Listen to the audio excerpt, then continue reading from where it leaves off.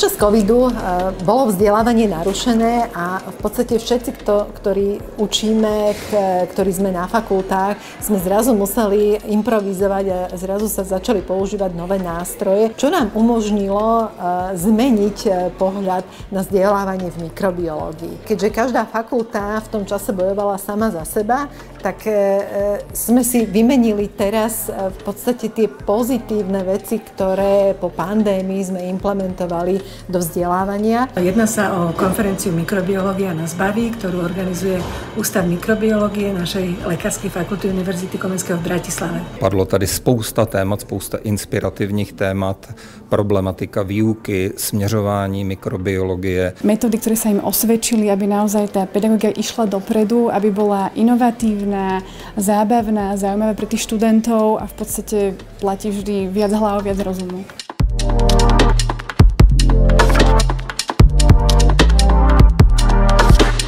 Velice cenné byly ty přednášky těch studentů s jejich připomínkami a jejich náhledem na věc, protože kolegové studenti byli tady vysoce motivovaní a nebáli sa hovoriť. Ja by som povedal, že to bola skvelá príležitosť aj pre nás ako študentov dať nejaký feedback učiteľom, že čo zlepšiť a čo nie.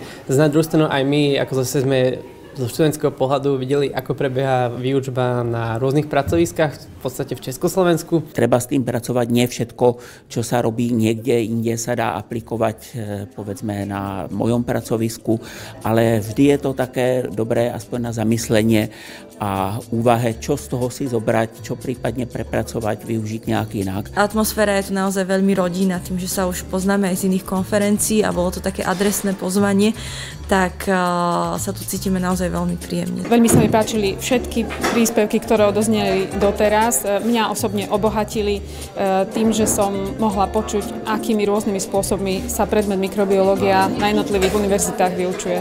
Snažili sme byť tu ako rodina, taká mikrobiologická rodina, pedagogická rodina a podporovať každého. Keďže sme z farmaceutickej fakulty, tak sme chceli odprezentovať, čo sa učia farmaceuti, čo si myslíme, že by sa mali naučiť z mikrobiológie, pretože je to trošku odlišné od medicíny. Mala som prednášku o kazuistikách, ktoré využívame pri štúdiu mikrobiológie aj v letnom, aj v zimnom semestri.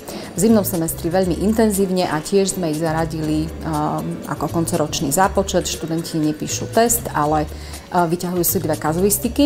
Ja som prišiel z IT možnosťami vo výuke mikrobiológie. No aj náš ústav sa tak rozvíja aj v tomto smere, v týchto IT technológiách zavádzame do praxe, aby sa študentom lepšie učilo, aby to bolo pre nich atraktívne. Ako mikrobiológia vie byť aj hravá, aké simulácie sme použili na našich cvičeniach a aké inovatívne úlohy sme zaviedli. Nácvik zručností, návykov a jemnej motoriky, ktorú študenti získavajú naviac pri praktických cvičeniach popri len odborných vedomostiach. Je to určite veľmi cenná platforma pre výmenu skúseností, pre inšpiráciu.